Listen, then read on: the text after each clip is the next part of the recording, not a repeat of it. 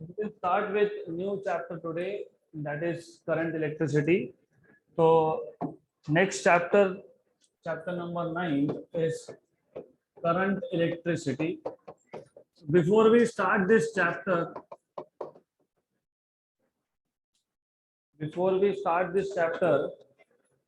you should remember 11th में भी आपने इसी सीक्वेंस में कुछ चैप्टर्स कवर किए थे.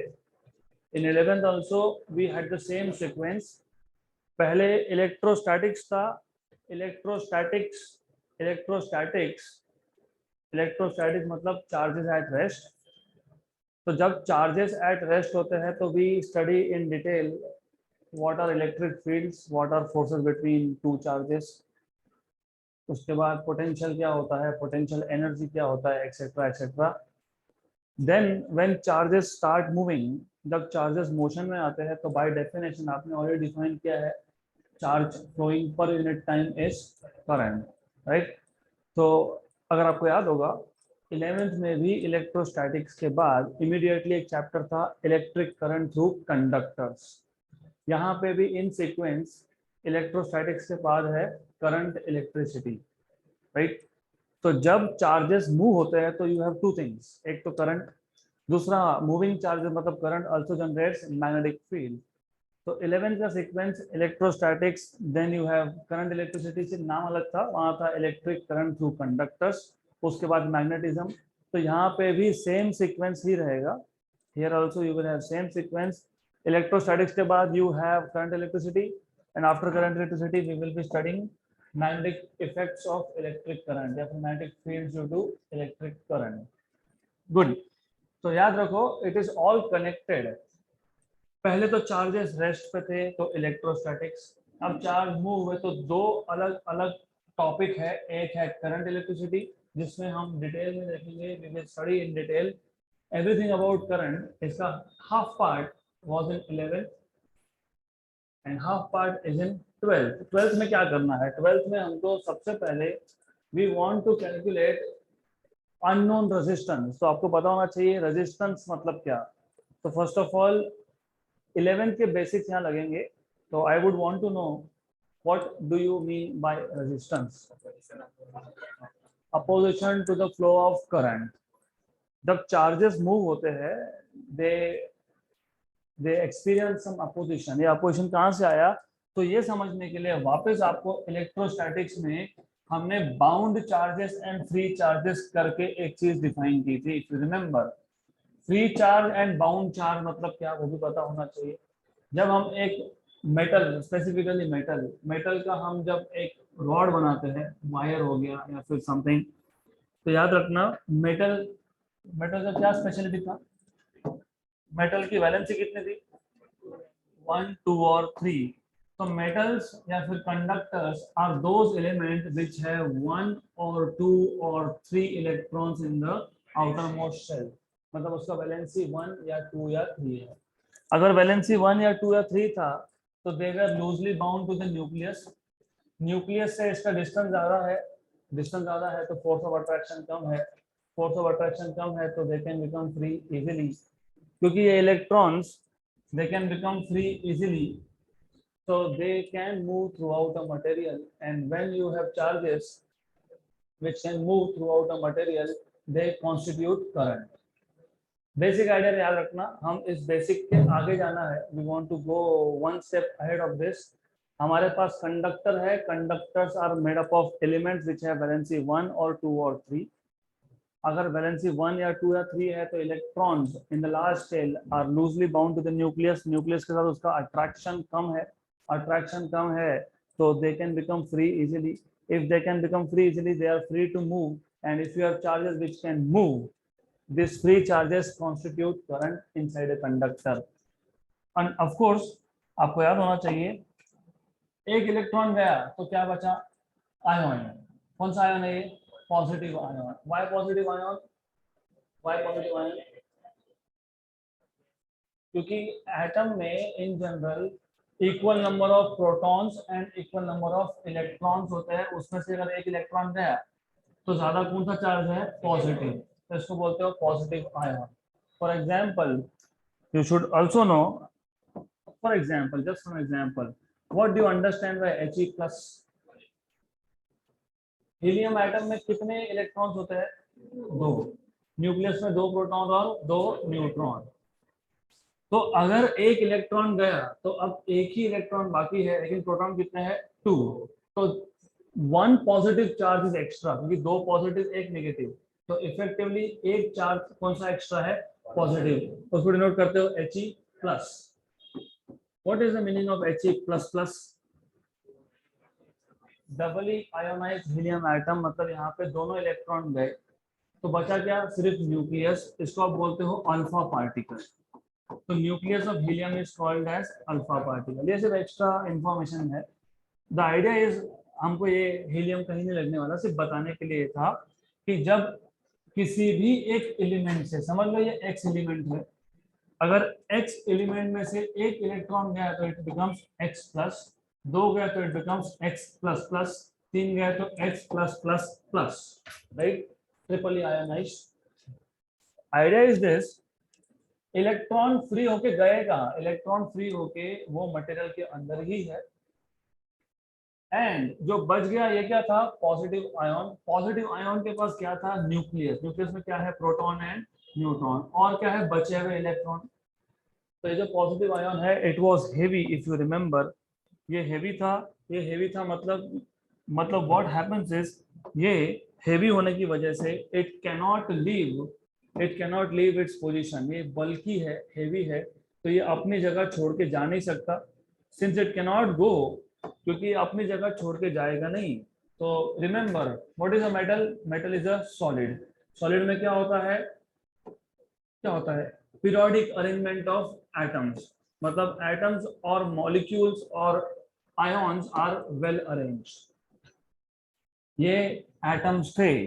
अब इन एटम में से एक एक इलेक्ट्रॉन गया, तो दे बिकम आयॉन्स। तो ये जो मैंने राउंड बॉल दिखाए हैं, दे आर पॉजिटिव आयॉन्स, और जो मैंने यहाँ पे रेड डैश दिखाया, they are free electrons, right? हम ये सब कुछ ऑलरेडी देख चुके हैं, बट इस चैप्टर का बेसिक यहाँ से है। तो इन अ कंडक्टर, क्योंकि अब हमारा आइडिया बहुत क्लियर है। हम करंट की बात कर रहे हैं। When you talk about current, it is very very clear कि we will be talking about conductors. पिछले चैप्टर में we were also talking about insulators, and then we were talking about special type of insulator which is dielectric, which was capable of storing electrical energy.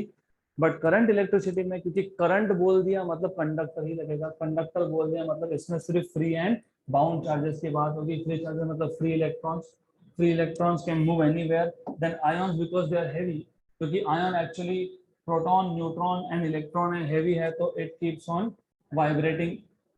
Vibrate क्यों होगा? क्योंकि energy है। Energy कहाँ से आया? Surrounding से आया। जैसे हीट एनर्जी हमको मिलता है, वैसे ही हीट एनर्जी एक सब्सटेंस को भी मिलता है।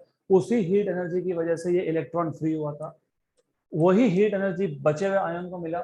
लेकिन आयन हेवी है, तो ये एक जगह से दूसरी जगह पे तो नहीं जाएगा, but what can happen it can start vibrating. तो ये वाइब्रेट होगा।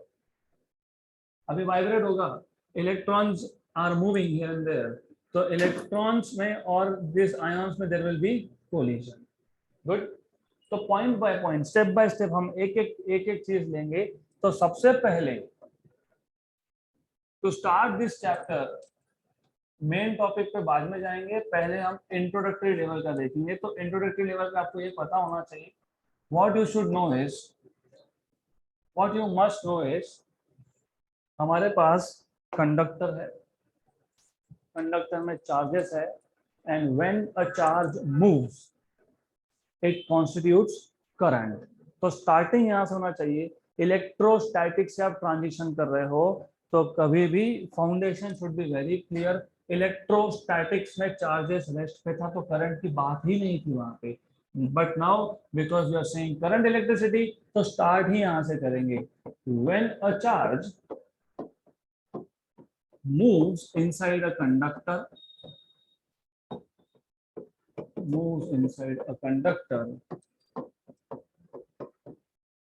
it constitutes current. It constitutes a current. Then उसके उसके बाद इंपॉर्टेंट पॉइंट क्या था? तो इंपॉर्टेंट पॉइंट इज हमारे पास कंडक्टर है, दैट इज वाई ये डायग्राम ड्रॉ करके रखा है। आपको पता है कंडक्टर्स मतलब billions of atoms coming together, billions, 10 power 9 10, 1 metre cube भी लोगे तो उसमें 10 पावर 9 10 एटम्स होते हैं। अगर सपोज हर एक एटम ने एक एक इलेक्ट्रॉन भी फ्री कर दिया तो क्या होगा? you have 10 power 9 electrons, मतलब a conductor contains large number of free electron, right? तो कोई भी कंडक्टर होगा, it contains large number of free electron, but ये जो large number of free electrons है, they are in a state of random motion, कोई कहाँ पे भी जा रहा है, right? जब random motion हो तो उस केस में क्या होता है? जब random motion हो तो फॉर एग्जाम्पल मैं इस कंडक्टर का एक सेक्शन लेता हूँ, this is one section of a conductor. और रिमेंबर अभी चेंज कहाँ होगा? 10th तक हम लोग जब करंट डिफाइन करते हैं तो हम लोग बोलते हैं charge flowing through a point per unit time, क्योंकि तब उस केस में आपने अज्यूम करके रखा था कि वायर इज वेरी थिन। तो थिन वायर मतलब वन डायमेंशनल, मतलब यहाँ पे मैं कोई भी अगर एक पॉइंट लेता हूँ तो ये पॉइंट ही है, दिस इज अ पॉइंट। तो चार्ज कहाँ से फ्लो हो रहा है? एक पॉइंट में से। तो तब डिफाइन करते हो क्या वर्ड यूज करते हो? Charge flowing through a point per unit time, एक सेकेंड में इस पॉइंट में से कितना चार्ज फ्लो हुआ उसको क्या बोलते हो? करंट। लेकिन जैसे ही आप 11 में आए थे इलेक्ट्रिक करंट थ्रू कंडक्टर्स, तभी ये बहुत क्लियर हो गया था। फॉर एग्जाम्पल हमारे पास कितना भी थिन वायर हो, कितना भी थिन वायर हो, for example imagine this is a wire, कितना भी थिन वायर हो इसका क्रॉस सेक्शनल एरिया होगा। तो अब आप ऐसा नहीं बोल सकते हो the charge flowing through a point per unit time, अब बोलना पड़ेगा charge flowing through a section या फिर क्रॉस सेक्शन। क्रॉस सेक्शन मतलब क्या? एरिया। तो अमाउंट ऑफ चार्ज एक कंडक्टर के एक क्रॉस सेक्शनल एरिया से पर सेकेंड में जितना भी चार्ज पास होगा उसको क्या बोलेंगे? Electric current. पोजीशन सिचुएशन क्या था? हमारे पास एक कंडक्टर है, जैसे ही वर्ड कंडक्टर आया मतलब उसमें बहुत सारे फ्री इलेक्ट्रॉन्स है, और फ्री इलेक्ट्रॉन्स है तो इलेक्ट्रॉन्स के पास एनर्जी है, एनर्जी है तो there in a state of random motion. अगर रैंडम मोशन है तो पर सेकेंड में जितने इलेक्ट्रॉन्स इस क्रॉस सेक्शन को क्रॉस करके लेफ्ट से राइट जा रहे हैं उतने के उतने राइट से लेफ्ट भी आ रहे हैं। तो net charge, net current is zero. तो this is the most important point. Current कब जीरो नहीं होगा वो बाद में देखेंगे। हमने अभी तक सेल या बैटरी कनेक्ट नहीं किया, वो कनेक्ट करना बाकी है, वो बाद में आएगा। तो पहले बेसिक आइडिया क्लियर रखना, when a charge moves inside a conductor it constitutes a current, right? A conductor contains, a conductor contains large number of free electrons, large number of free electrons। तो large number of free electrons है तो current भी large मिलना चाहिए था, लेकिन मिलता है क्या? No. Why? Because this free electrons are in a state of random motion. तो ये याद रखना, a conductor contains large number of free electrons which are in a state of random motion, which are in a state of random motion। और random motion जब होगा तो in that case what happens is, जब random motion होगा तो therefore net charge, net charge flowing, net charge flowing through a cross section, through a cross section of the conductor,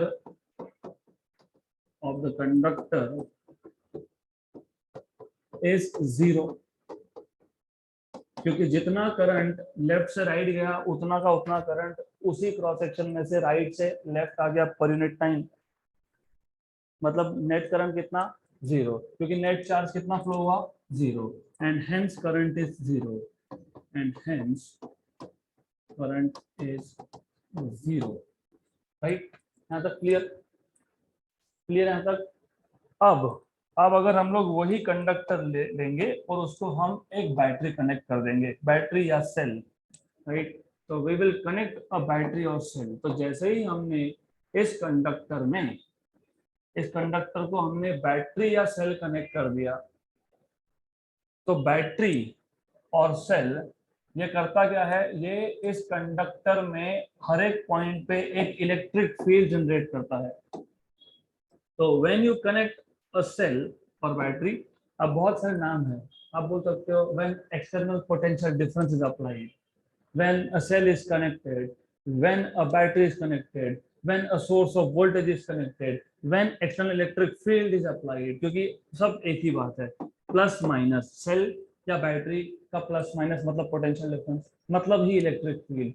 तो जैसे ही plus और minus आया, मतलब व्हेन अ सेल और battery is connected to this conductor, इस conductor के अंदर हर एक पॉइंट पे एक इलेक्ट्रिक फील्ड जनरेट हो जाएगा। So when a cell or battery is connected to this conductor, an electric field is developed at every point inside this conductor, और आपको पता है electric field is directed from positive to negative. Good. तो इस conductor के अंदर हर एक जगह पे एक इलेक्ट्रिक फील्ड डेवलप हो गया which is from positive to negative, right. अब जैसे ही ये इलेक्ट्रिक फील्ड जनरेट हुआ, कहाँ जनरेट हुआ, कंडक्टर के अंदर। तो जो इलेक्ट्रॉन्स थे, जो इलेक्ट्रॉन्स रैंडम मोशन में थे, अब उनको एक पर्टिकुलर डायरेक्शन मिल गया and this electron will start moving from negative terminal to positive terminal, मतलब द इलेक्ट्रॉन स्टार्ट ड्रिफ्टिंग। ये वर्ड इंपॉर्टेंट है। जब भी बैटरी कनेक्ट किया या सेल कनेक्ट किया, all the electron start moving from negative terminal towards positive terminal. This motion is called as drift motion. Electrons are said to be drifting from negative to positive, and the velocity possessed by electrons is called as drift velocity. यहाँ तक clear? अब अभी इतना कर ही रहे हैं तो थोड़ा सा और आगे जाएंगे, लिटिल बिट। अब इसमें क्या था, इसमें थे आपके पास आयोन्स, इफ यू रिमेम्बर, इसमें आयोन्स थे, और ये आयोन्स क्या है, कंटिन्यूअस स्टेट ऑफ वाइब्रेशन में है।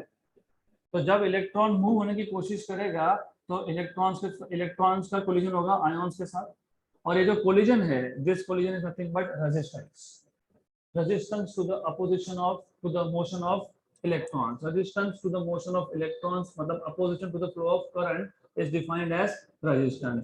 हम रेजिस्टेंस पे बाद में आएंगे, पहले जो इंपॉर्टेंट है उसकी बात करते हैं। तो ओवरऑल जब तक सेल या बैटरी कनेक्ट नहीं किया, unless you connect a cell or battery, all the free charges, which in this case are electrons, the electrons they are in a random state, and because they are in random state there is no net current. Then when a cell or battery is connected across the conductor,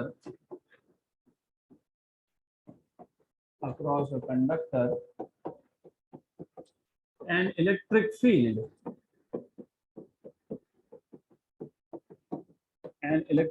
is developed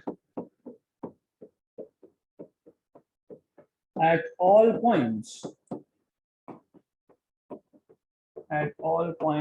inside the conductor. What is the direction of electric field? Positive to negative. So since the direction of electric field is from positive to negative, electrons will move in the direction opposite to that of electric field. Electric field का direction positive से negative है, electrons negative से positive की तरफ आएंगे, right? So hence all the electrons, मतलब all the free charges, basically all the electrons start moving from negative terminal towards positive terminal, मतलब opposite to the direction of field,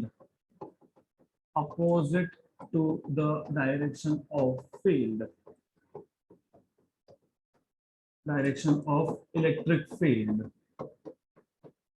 right? और ये जो motion है इसको क्या बोला हमने, drift motion. This motion of electrons is known as drift motion. This motion of electrons is known as drift motion, and the velocity possessed by electrons is called as drift velocity, and the velocity possessed by electrons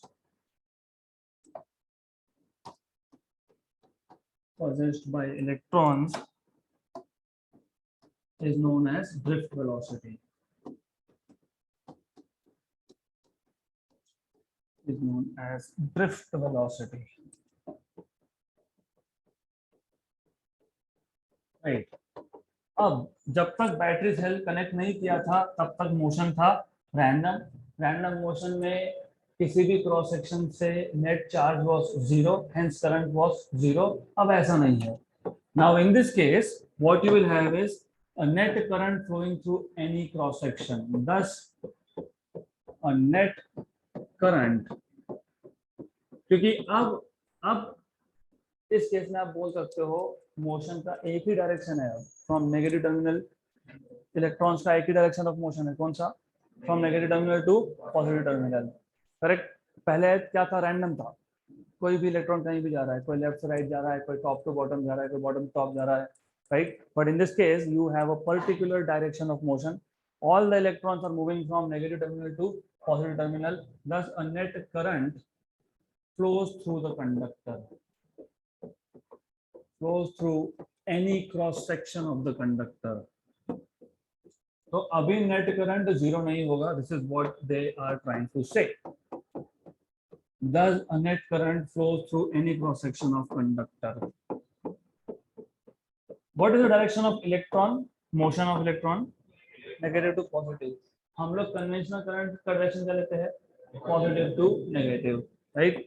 Thus there is a conventional current in the direction of the field. क्योंकि electron का जो direction था वो opposite था, तो conventional current का क्या होगा? In the direction of the field. So thus there is a conventional current in the direction of the field.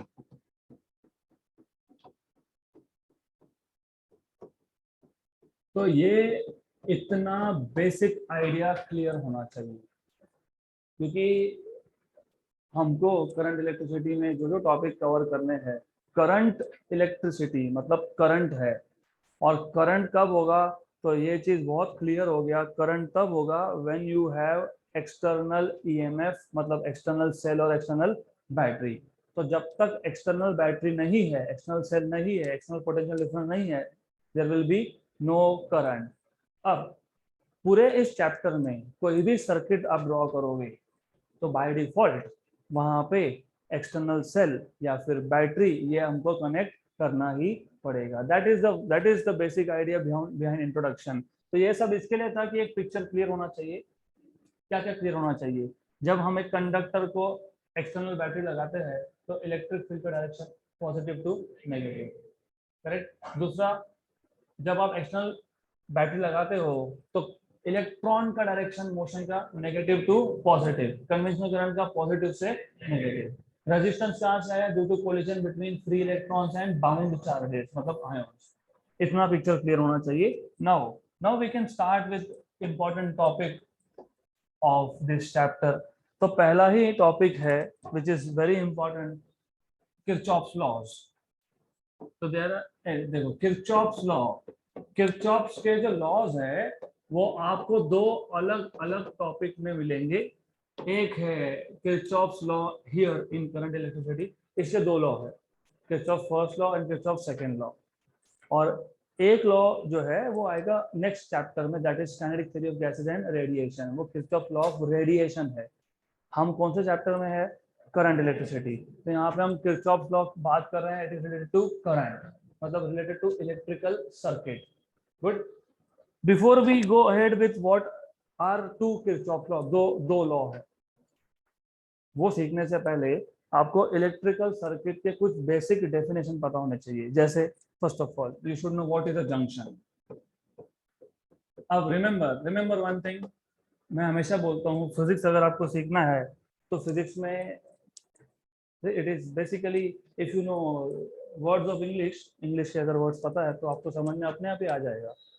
Junction, junction ये रियल लाइफ का वर्ड है ना, हमारा जंक्शन नहीं है, पुणे जंक्शन है, मनमाड़ भी जंक्शन है, हमारा जंक्शन है नहीं। अब सोचो क्यों नहीं है और वो जंक्शन क्यों है, क्योंकि suppose if I talk about Pune, Pune में it is not about number of trains coming and going, it is about there are many directions from where trains can come and trains can go, multiple direction होता है। जैसे हमारे यहाँ पे जो जिसको हम लोग बोलते हैं ना चौक, राइट, उसका इंग्लिश में उसका नाम है जंक्शन, क्योंकि वो ऐसा एक पॉइंट है, ऐसा एक लोकेशन है जहाँ पे ट्रैफिक बहुत सारी जगह से आ सकता है और बहुत सारी जगह पे जा भी सकता है। For example it's a very simple thing. तो गड़बड़ नहीं, गड़बड़ बिल्कुल नहीं। तो for example something like this, अब यहाँ पे जो मैं ड्रॉ कर रहा हूँ, this is a junction, right, क्योंकि यहाँ पे कम से कम 4 अलग अलग डायरेक्शन है, 5 भी हो सकते हैं, 6 भी हो सकते हैं, maybe I can put 1 more here, तो डाल सकते हैं, क्या फर्क पड़ता है, राइट। बट मिनिमम ये तो it's very easy to understand, traffic can flow from here, तो इनकमिंग भी है, यहाँ से बाहर भी जा सकता है, अंदर भी जा सकता है, आउटगोइंग भी है, तो you have multiple directions from where. याद रखो ये अभी इसमें मैं फिजिक्स डालने वाला हूँ, करंट इलेक्ट्रिसिटी के साथ हम इसको कंपेयर करेंगे, राइट। तो हियर यू सी जंक्शन मतलब एक ऐसा लोकेशन है at which traffic from various direction can come और traffic can be diverted to various direction. तो junction in electric network, electrical network, electrical circuit, वो क्या होगा, मैं वापस ये डायग्राम बाद में ड्रॉ करूंगा। ओके, तो लेट अस से समथिंग लाइक दिस। तो इस केस में सपोज ये पी पॉइंट है, तो junction is a point in an electrical network from which या फिर at which current can split, तो current can go in various direction, और at which currents coming from various direction can meet, तो अलग अलग direction से आने वाला करंट यहाँ पे मिल भी सकता है और यहाँ से अलग अलग डायरेक्शन में करंट जा भी सकता है।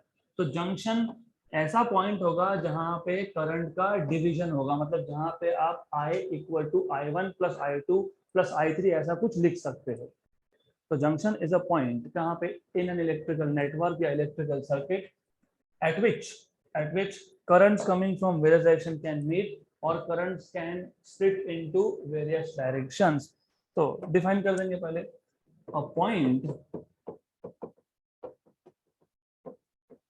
in an electrical network या electric circuit at which currents coming from various directions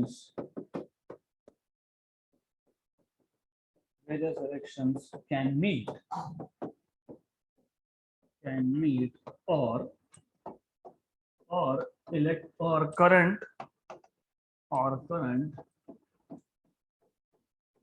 can split, या तो मर्ज हो जाएगा या तो उस पॉइंट से स्प्लिट हो जाएगा। This is a junction.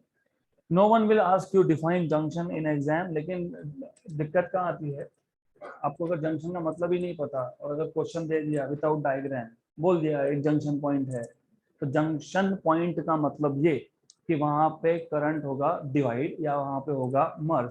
इसका मतलब ये, इसका मतलब कि जो 2 रूट मिले, फॉर एग्जाम्पल ये सिंगल रूट था, यहाँ पे आके यहाँ भी गया और यहाँ पे भी जा सकता है, फिर आगे सर्किट ऐसा है। इसका मतलब ये कि अगर मैंने यहाँ पे एक रेजिस्टेंस लगाया और यहाँ पे रेजिस्टेंस लगाया और आगे जाके वापस कंबाइन कर दिया, तो these two go in parallel.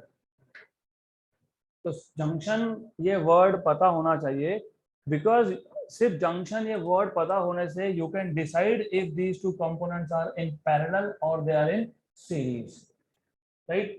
तो याद रहेगा what is a junction, what is a junction, a point at which currents from various direction can meet or they can split into various directions. Then उसके बाद आपको पता होना चाहिए what is branch. Branch से पहले मैं एक काम करता हूं, मैं पहले इलेक्ट्रिक नेटवर्क डिफाइन कर देता हूं. Electric network, what is electric या इलेक्ट्रिकल नेटवर्क. हमारे पास अगर एक सर्किट है, सर्किट का एक पार्ट है, उस पार्ट में हमारे पास रेजिस्टेंस है, मे बी कैपेसिटर है, maybe there is a small cell, तो ऐसे पार्ट को आप बोलते हो electric network, right. So electric network is a part of a circuit which consists of combination of components. Components क्यों बोल रहा हूँ, क्योंकि रजिस्टर भी हो सकता है, कैपेसिटर भी हो सकता है, and it also consist of source of voltages जैसे सेल. तो इलेक्ट्रिक नेटवर्क को डिफाइन कैसे करोगे.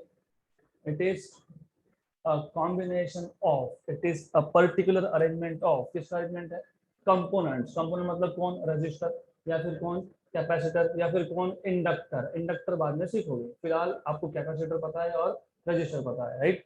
So it is a part of an electric circuit which consists of, okay, which consists of combination of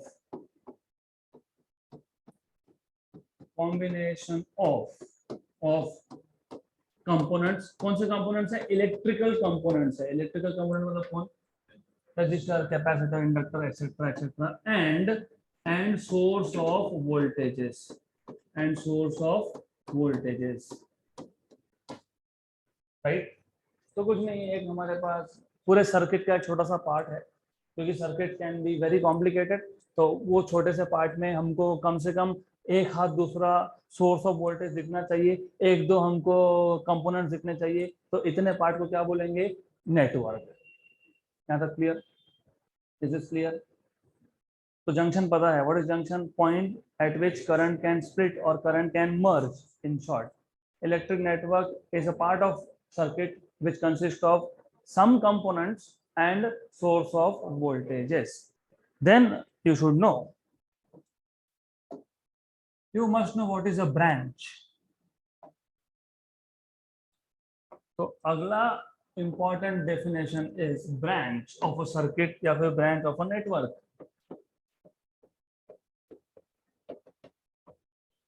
Right. ये words basically business language में भी use होते हैं. Network, internet, you know internet, it is internetwork. Intranet network है वो, right. Network signal के बाहर है, नेटवर्क है बेसिकली, राइट. तो ये सारे के सारे वर्ड्स इंग्लिश लैंग्वेज से ही लिए है. जंक्शन ये भी इंग्लिश लैंग्वेज से ही वर्ड आया है, राइट. तो जंक्शन भी वहीं से आया है, ब्रांच भी वहीं से आया है. What is branch, you can से I have many branches. What do you mean by branch, what do you mean by branch. तो अब यहाँ सब पार्ट्स, तो यहाँ पे आप ब्रांच को कैसे डिफाइन करोगे. Branch is a part of electric network which is between two junctions. For example हमारे पास ऐसा कुछ था, यहाँ पे भी एक इलेक्ट्रिक नेटवर्क है, वहां पे भी एक इलेक्ट्रिक नेटवर्क है, लेकिन कम से कम ये तो पता है कि यहाँ पे ये P पॉइंट कौन सा है, जंक्शन पॉइंट, और ये Q पॉइंट कौन सा है, junction point. So part of electric network which lies between two junctions is called as branch. तो ये एक ब्रांच हो गया, तो ये याद रखना. तो branch is a part of, it is a part of network which lies between two junctions,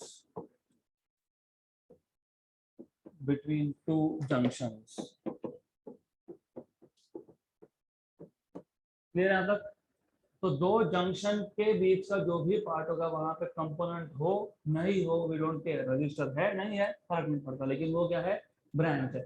हम तो इतना बोलेंगे ना, branch, this branch does not have resistor, simple, नहीं है तो नहीं है, पर ब्रांच तो है, right. Then next important definition is loop. What is the loop? A close conducting path in a network is called as loop. What do you mean by close conducting path? For example, just for an example, imagine हमारे पास एक network है, ऐसा एक network है, यहाँ पे मैंने, definitely it will consist of some cell होगा, रेजिस्टेंस होगा, यहाँ रेजिस्टेंस होगा, हो सकता है सेल सेल जो है यहाँ इसकी जगह पे, यहाँ पे उनकी जगह पे यहाँ पे हो, डजंट मैटर, ठीक है। There is a cell some, resistance एक यहाँ पे है, एक रेजिस्टेंस यहाँ पे है, एक सेल यहाँ पे लगा दिया, एक रेजिस्टेंस यहाँ पे लगा दिया, हो सकता है यहाँ पे भी रेजिस्टेंस लगा दिया, डजंट मैटर। तो let us give it some name, इसको बोलता हूँ मैं A B C D E and F, let us say. Okay, then doesn't matter किसको क्या नाम दे रहे हो, important है आइडेंटिफाई करते आना चाहिए। E और F पॉइंट कौन से पॉइंट है? जंक्शन है, क्योंकि वहां पे करंट कैन स्प्लिट और current can meet merge. E से F का जो पार्ट है वो कौन है? ब्रांच है, राइट। अब ये ए डी एफ ई ए, और याद रखना जब मैंने लूप बोला ना, loop is a closed conducting path. Close तब होता है जब स्टार्टिंग पॉइंट और एंड पॉइंट हो सेम। तो A D F E A, ये हो गया loop. A D F E A, ये हो गया loop. A closed conducting path in a network is called as loop. ये एक लूप है। E F C B E, ये भी एक लूप है। ए डी सी बी ए, ये भी एक लूप है, राइट। सिर्फ starting point and and point should be same. Is it clear, right? क्या है ये? क्लोज्ड कंडक्टिंग पाथ है। It is a closed conducting path. तो क्लोज्ड कंडक्टिंग, क्लोज्ड नहीं लिखा तो मतलब you have not understood what is a loop. और क्लोज्ड कंडक्टिंग, कंडक्टिंग मतलब करंट होना चाहिए उसमें। Closed conducting path in a network is known as loop. तो अगर आपको ये चार बेसिक डेफिनेशन पता है तो you are ready to start with Kirchhoff's first law. तो चार चीजें पता होने चाहिए: जंक्शन, नेटवर्क, ब्रांच, लूप। क्योंकि ये एक्सटेंसिवली यूज होगा, ये वर्ड बार बार आएंगे, लूप, जंक्शन, ब्रांच, कम से कम ये तीन। नेटवर्क नहीं हुआ तो नहीं हुआ, लेकिन ये वर्ड बार बार आप सुनोगे।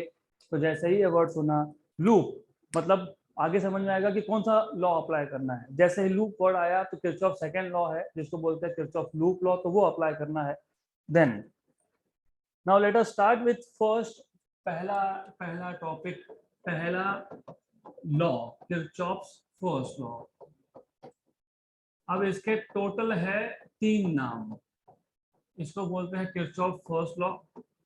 ये जो लॉ है ये करंट के बारे में हमको इंफॉर्मेशन देता है, तो इसको बोलते हैं किरचॉफ्स करंट लॉ। और करंट ये जंक्शन पॉइंट पे होगा तो इसको हम बोलते हैं किरचॉफ्स जंक्शन लॉ। तो किरचॉफ्स फर्स्ट लॉ के 3 नाम है, एक तो किरचॉफ्स फर्स्ट लॉ, एक किरचॉफ्स करंट लॉ, या फिर Kirchhoff's junction law, right. Good. ये क्या है ये हम बाद में देखेंगे, सिर्फ let us first understand with the help of example. Definitely मुझे पता है ऑलरेडी, जो एग्जाम्पल मैं आपको दे रहा हूँ वो इलेक्ट्रिक नेटवर्क में रेलेवेंट नहीं है, बट सिर्फ समझने के लिए, it is just for the sake of understanding. Again let me draw a junction here. Junction मतलब यहाँ पे मैं रियल लाइफ की बात कर रहा हूँ। ओके, इमेजिन एक जंक्शन है और यहाँ पे मैंने लिख दिया no stopping please. what do you understand from here? नहीं, इसको हम कनेक्ट करेंगे, इलेक्ट्रॉनिक्स के साथ कनेक्ट करेंगे। पहले समझ लो, नो स्टॉपिंग मतलब vehicle coming from any direction. Is not suppose to stop, तो वो अगर आया है तो उसको जाना है, राइट? यहाँ तक क्लियर, राइट? तो algebraic sum of traffic at this junction is 0, क्योंकि incoming traffic should be equal to outgoing traffic. इसको हम करंट इलेक्ट्रिसिटी में लाएंगे। अगर हमारे पास एक जंक्शन था, मैंने बोर्ड लगा दिया नो स्टॉपिंग, मतलब जिस डायरेक्शन से भी करंट आएगा कहीं ना कहीं जाना ही है, it has to go somewhere, it is not allowed for the vehicles to stop. अब इसका किरचॉफ्स फर्स्ट लॉ के साथ क्या कनेक्शन है? इमेजिन मेरे पास एक जंक्शन है, let us take a junction, हमारे पास एक जंक्शन है इमेजिन, और हमने क्या किया,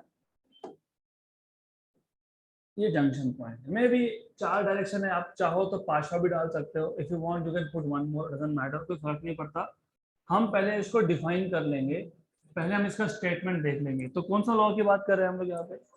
फर्स्ट लॉ, मतलब कौन सा लॉ? करंट लॉ, मतलब किससे डील करेगा? करंट के साथ डील करेगा। जंक्शन लॉ मतलब कहाँ डील करेगा? जंक्शन पे डील करेगा। तो it tells you the algebraic sum. अब याद रखना, ये वर्ड्स भी बहुत इंपॉर्टेंट है। Why I am using algebraic sum, why I am not saying vector sum, क्योंकि हमने वेक्टर सम भी कहीं पे यूज किया था, याद है कहाँ यूज किया था? सुपरपोजिशन प्रिंसिपल, वहां पे वेक्टर सम बोला था, यहाँ पे अलजेब्राइक सम बोल रहा है, क्योंकि वहां पे फोर्सेस और इलेक्ट्रिक फील्ड की बात थी जो वेक्टर क्वांटिटी था। Current is not a vector quantity, it is a scalar quantity. तो जब स्केलर क्वांटिटी की बात होगी तो क्या लिखेंगे? Algebraic sum. The algebraic sum of all the currents at a junction is 0. Algebraic sum of all the currents at a junction is 0, मतलब summation. यहाँ तो भी 5 डायरेक्शन दिखाए, 6 दिखा सकते थे, 7 दिखा सकते थे, 8 दिखा सकते थे, 15 दिखा सकते थे, तो सारे के सारे करंट्स का एडिशन कितना है? 0। तो this is Kirchhoff's first law, Kirchhoff's current law, Kirchhoff's junction law. Algebraic sum मतलब addition of all the currents, कहाँ पे? At a junction is 0, summation I is 0, right? अब let us take a real life example, अच्छे से समझ लेना, थोड़ा funny है लेकिन याद रहेगा। अब ऐसा हो सकता है क्या, सपोज मेरे पास 5 करंट है, इमेजिन इमेजिन मेरे पास ये 5 करंट सबके सब पॉजिटिव है, तो मैं सारे के सारे पॉजिटिव नंबर को ऐड कर दूं तो 0 मिल सकता है क्या? You will never get a 0 if you keep on adding. 1 + 2 + 3 + 4 + 5, it cannot be 0, वो 0 हो ही नहीं सकता, राइट? तो हमने बोला sum of all the currents at a junction is 0, मतलब सारे के सारे करंट्स को पॉजिटिव ले लिया तो 0 तो आएगा ही नहीं। तो इसके लिए हमको बनाना पड़ता है कुछ रूल्स, उसको हम बोलते हैं साइन कन्वेंशंस। जैसे रे ऑप्टिक्स में आपने साइन कन्वेंशन बनाए थे, याद है? और पहला साइन कन्वेंशन था, सबसे पहला साइन कन्वेंशन था all the distances are measured from the pole। दूसरा था distances measured to the left of the pole are taken to be negative, to the right of the pole are taken to be positive, above principal axis positive, below principal axis negative। तो ये कुछ rules होते हैं जो हमको follow करने पड़ते हैं, और आगे भी आएंगे ऐसे रूल्स। अब इमेजिन इमेजिन आपका ऐसा एक दोस्त है, 2 दोस्त है, 3 दोस्त है, maybe I don't know, जो आपसे हमेशा पैसा ही मांगता रहता है। तो अल्टीमेटली इमेज क्या बनेगा? पॉजिटिव या नेगेटिव? जो मांगता है वो हमेशा बुरा ही लगता है। But imagine you have another friend, वो हमेशा आता है, तुझे कुछ चाहिए, do you need something, do you want something, तो क्या इमेज बनता है? नाउ सी, लॉजिकली स्पीकिंग, ध्यान दो यहाँ पे, लेट अस से ये करंट है I1, ध्यान दो, let us say this current is I2, let us say this current is I3, this is I4, this is I5, ये जंक्शन है P। अगर आप नोटिस करोगे तो यहाँ पे टोटल 2 ऐसे करंट है जो इनकमिंग है, आता है तो अच्छा लगता है, पॉजिटिव। तो rule number 1, all the currents moving towards a junction या फिर entering a junction are taken to be positive. तो ये rule number 1. All the currents moving towards a junction या फिर entering a junction, moving towards a junction or entering a junction are taken to be positive, are taken to be positive. Rule number 2 क्या आएगा? You can guess. All the currents moving away या फिर leaving a junction are taken to be negative. So all the currents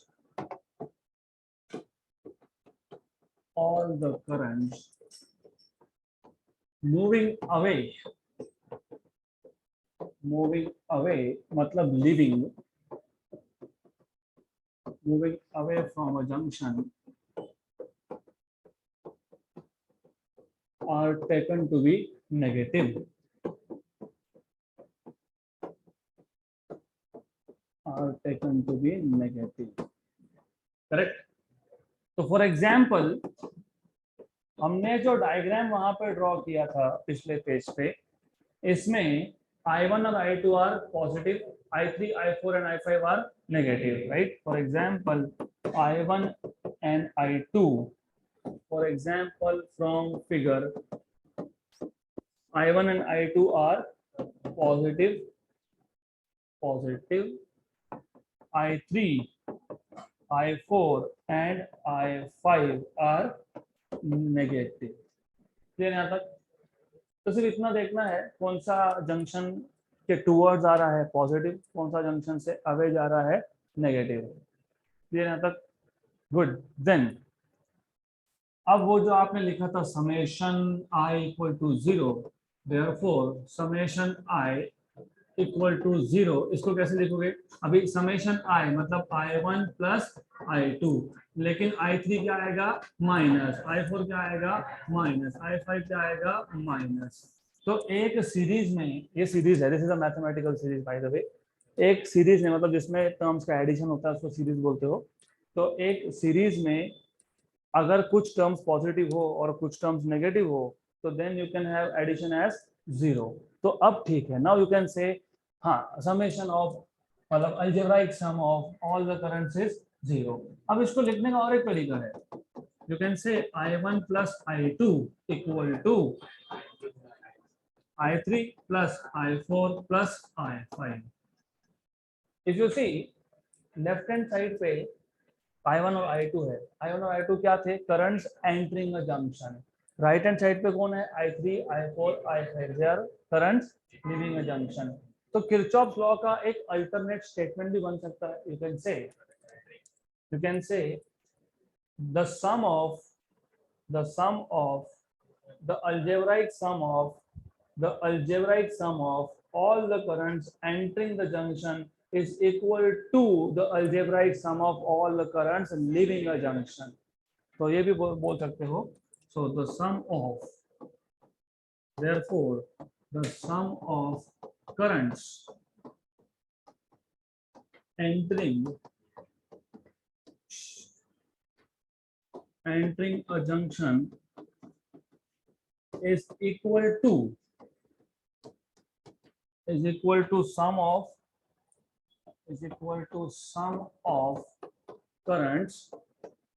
currents leaving the junction. ये alternate statement हो गया Kirchhoff law का. तो अगर आप किरचॉफ लॉ के स्टेटमेंट में ऐसा भी लिखते हो, sum of currents entering a junction is equal to sum of current leaving a junction, this also is Kirchhoff's first law. यहाँ तक क्लियर?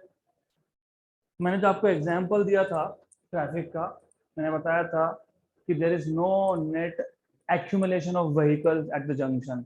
जितनी गाड़ी आई उतनी गाड़ी गई. यहाँ पे गाड़ी कौन है? चार्ज है. और ट्रैफिक कौन है? करंट है, राइट? तो जितना करंट आया उतना गया, मतलब जंक्शन पे चार्ज रुका क्या, मतलब there is no net accumulation of charges at the junction. तो चार्जेस जंक्शन पे आके जमा नहीं होने वाले, गर्दी नहीं करेंगे, they will just come and go. So therefore this law is in accordance with conservation of charge. Charge entering equal to charge leaving, which means there is no net accumulation of charge. Therefore, there is no net accumulation of charges at the junction.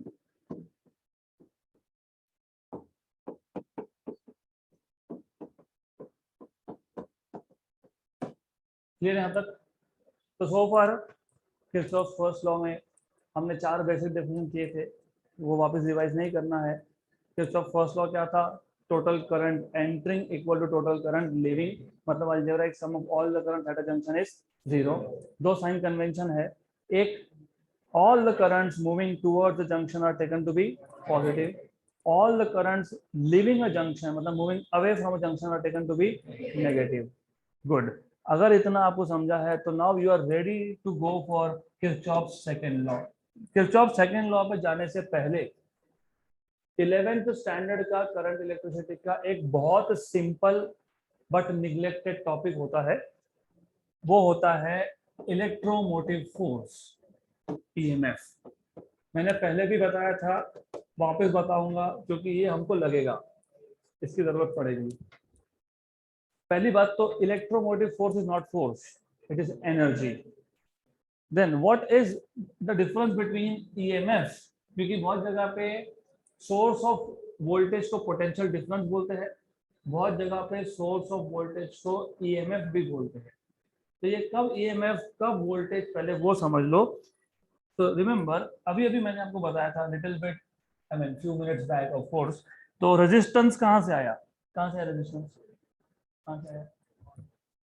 Collisions, किसमें collisions? Electrons, मतलब free charges में, और किसमें? Bound charges में। Resistance कहाँ से आता है? It comes from collision between free charges which are moving from negative terminal towards positive terminal. While they were moving, the ions, they are heavy, they cannot move, but they have received energy from the surrounding and they start vibrating. And while vibrating, they are colliding with ions, and this collision lead to opposition of motion, which is called as resistance. Remember, अगर current चाहिए तो resistance को overcome करना पड़ेगा। Resistance को overcome कैसे करोगे? By supplying energy. अब ये जो रेजिस्टेंस था, इसका सर्किट सिंबल आपको ऑलरेडी पता है, because of course you are in 12th, तो इट इज एक्सपेक्टेड कि आप सबको पता है कि रेजिस्टेंस है, यह दिखाने के लिए हम ऐसा एक सिंबल यूज करते हैं। This is what you should know, this is resistance, right? Then imagine मुझे करंट सर्कुलेट करना है, तो डेफिनेटली इस रेजिस्टेंस को ओवरकम करना पड़ेगा, मतलब मुझे इस रेजिस्टेंस के अक्रॉस एक बैटरी, मतलब एक सेल लगाना पड़ेगा। You can connect a cell और you can connect a battery, right? तो अब क्वेश्चन ये आता है कि ये जो सेल या जो बैटरी है, इसका रोल क्या है? इसका रोल है चार्ज सप्लाई करने का या फिर एनर्जी सप्लाई करने का। और इसी के लिए मैंने बताया था कि कैपेसिटर की कैपेसिटी का मतलब है its ability to store electric charge as well as electric energy.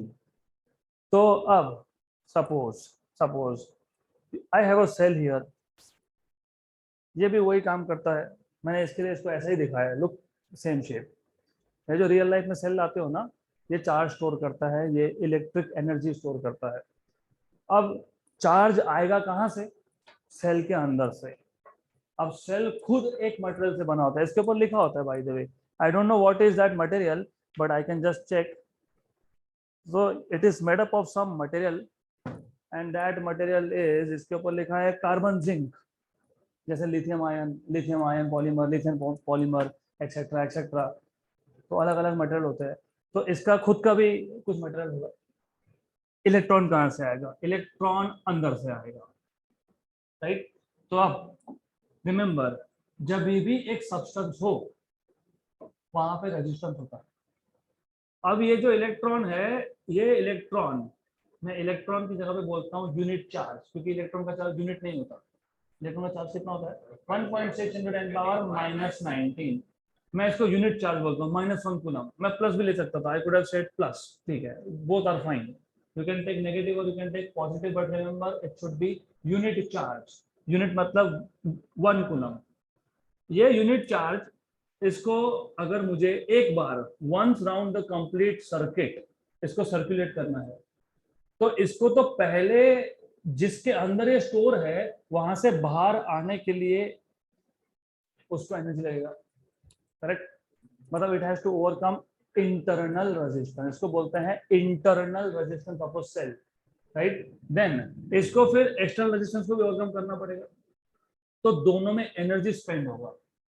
So the energy required to circulate unit charge, मैं ना यूनिट पॉजिटिव बोल रहा हूँ ना मैं यूनिट नेगेटिव बोल रहा हूँ, क्योंकि पॉजिटिव भी हो सकता है नेगेटिव भी हो सकता है। तो यहाँ पे ऐसा कुछ नहीं है कि नेगेटिव ही होना चाहिए या फिर पॉजिटिव ही होना चाहिए। The energy required to circulate unit charge once round, once एक ही बार, once round the complete circuit. Complete, complete जब बोलते हो तो इंटरनल रेजिस्टेंस को भी ओवरकम हुआ और एक्सटर्नल को भी ओवरकम हुआ।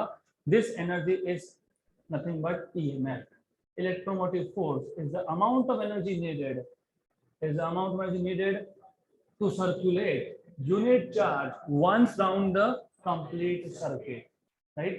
अब इमेजिन, मतलब यहाँ पे दो रेजिस्टेंस को ओवरकम कर रहा है, एक इंटरनल एक एक्सटर्नल। अब इमेजिन हमको सिर्फ एक्सटर्नल रेजिस्टेंस को ओवरकम करवाना था।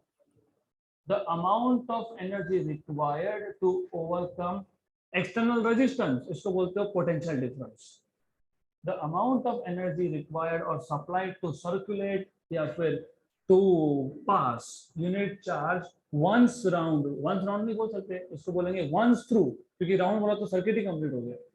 Amount of energy required or spent or supplied to to to to pass unit charge once through external resistance is called as terminal potential difference। In short, it is called as potential difference। लेकिन terminal क्यों? क्योंकि देखो ऐसा है, ये charge एक terminal से start हुआ था और ये दूसरे टर्मिनल तक गया, तो ये एनर्जी एक टर्मिनल से दूसरे टर्मिनल तक रिक्वायर्ड। तो energy required was from one terminal of resistance to the other terminal, इसलिए क्या बोलते हैं इसको, टर्मिनल पोटेंशियल डिफरेंस। अब इतना पता होगा तो you are ready to go for Kirchhoff second law. अब किरचॉफ सेकंड लॉ, इसके भी तीन नाम है। एक तो किरचॉफ सेकंड लॉ ही बोलते हैं, एक इसको बोलते हैं किरचॉफ वोल्टेज लॉ। जैसे वहां पे करंट लॉ था, यहाँ पे क्या है, वोल्टेज लॉ। ये सबसे फेमस नाम है, इसको KVL शॉर्ट फॉर्म में लिखते हैं, KVL। तो नीट जेई के क्वेश्चंस में हमेशा KVL ऐसा ही मेंशन होगा, राइट। KVL मतलब किरचॉफ वोल्टेज लॉ। तो किरचॉफ वोल्टेज लॉ या फिर इसको बोलते हैं Kirchhoff loop law. So now you understand कि why it is important to know what is a junction and what is a loop। तो ये कहाँ अप्लाई होगा, लूप पे। मतलब यहाँ ये तभी अप्लाई कर सकते हो जहाँ पे एक क्लोज्ड कंडक्टिंग पाथ हो, और जंक्शन लॉ तभी अप्लाई कर सकते हो जब एक जंक्शन हो। यहाँ तक क्लियर। अब डिटेल थ्योरी हम देखेंगे, but now first of all let me ask you a question. Suppose, मैंने ऑलरेडी पूछा है, मैं वापस पूछूंगा, doesn't matter. Suppose this is all real life. Ultimately problem ये है कि you don't think in the way you should think. Simple, अगर रेजिस्टेंस है, सपोज इस सर्किट में रेजिस्टेंस है, रेजिस्टेंस क्या है, अपोजिशन है, राइट, करेक्ट। भूखा है, भूखा, एनर्जी का भूखा, hungry, right, hungry of energy. Then imagine, मुझे अगर करंट सर्कुलेट करना है तो I will have to connect a cell here. अब वेरी ऑब्वियस, मेरे पास अगर एक ही EMF का सोर्स है E और एक ही रेजिस्टेंस है R, तो ये पूरा का पूरा एनर्जी कौन खाएगा, अकेला ही खाएगा। तो there is a potential drop, मैंने पहले भी बताया था, इसमें क्या वर्ड यूज करते हो, potential drop, drop of potential. अब इमेजिन इमेजिन यहाँ पे और एक रेजिस्टेंस है, अब एक की जगह पे दो भूखे हैं, सप्लायर एक ही है, तो दोनों मिल बांट के खाएंगे, राइट। तो दे विल शेयर, जिसको ज्यादा भूख होगी ज्यादा खाएगा, मतलब जहां ज्यादा रेजिस्टेंस होगा वहां पे ज्यादा ड्रॉप होगा, करेक्ट, राइट। तो आप ऐसा बोल सकते हो द algebraic sum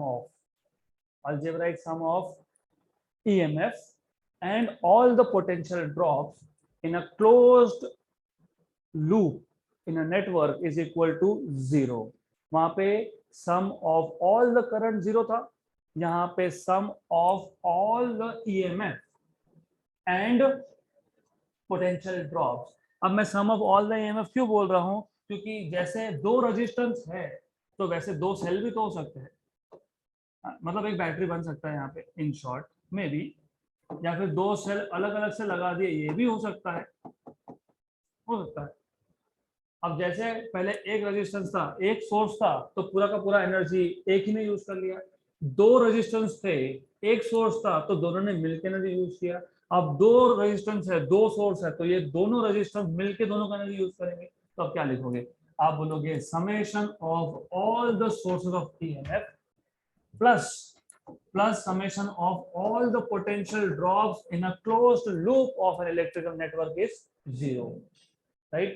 अब आपको अगर ओहम्स लॉ पता है, अच्छे से पता है क्या, B equal to I R, तो इसी को लिखने का तरीका होता है I इंटू आर। अब मैंने आपको 11th में ही बता दिया था कि summation sign is used to do addition. तो यहाँ पे दो कंपोनेंट्स है, तो समेशन मतलब आप लिखोगे E1 प्लस E2, यहाँ लिखोगे I1 R1 plus I2 R2। लेकिन वापस वही दिक्कत, एडिशन तो जीरो हो नहीं सकता, हो सकता है कि जीरो नहीं, तो इसके लिए भी यहाँ पे लगेंगे साइन कन्वेंशन। और साइन कन्वेंशन पे आने से पहले हम पहले इसका स्टेटमेंट देख लेंगे। तो what is the statement of Kirchhoff second law, कैसे स्टेट करोगे इसको, द अलजेब्राइक सम ऑफ, किसका किसका अलजेब्राइक सम है, the algebraic sum of all the sources of EMF plus the potential drops in a closed loop of electric network is equal to 0। The algebraic sum